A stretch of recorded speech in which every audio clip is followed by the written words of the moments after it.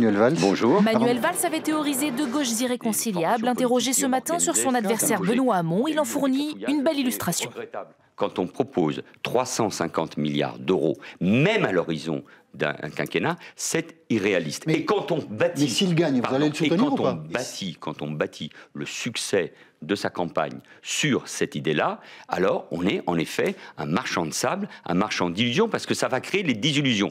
Hier soir, Benoît Hamon recevait des soutiens d'anciens partisans d'Arnaud Montebourg et de Martine Aubry, et déjà le ton était hostile.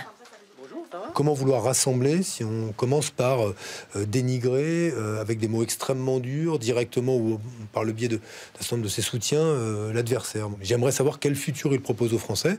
Je l'attends plutôt sur ce terrain-là. Ce matin encore, interrogé sur la laïcité, Manuel Valls cible Benoît Hamon et l'accuse de laxisme. Il y a des ambiguïtés, il y a des risques d'accommodement, oui, en effet, de sa part. C'est un des débats que nous avons à gauche. Et Benoît Hamon lui répond et dénonce son rigorisme. J'observe que c'est le Conseil d'État qui lui a rappelé la loi sur le burkini quand il s'est porté au secours des maires interdisant le burkini. C'est le Conseil d'État qui lui a rappelé ce qu'était la laïcité en France. Ce n'est pas moi qui ai une interprétation dévoyée de la laïcité. Manuel Valls était ce matin en banlieue parisienne. Il visitait une association venant en aide aux femmes.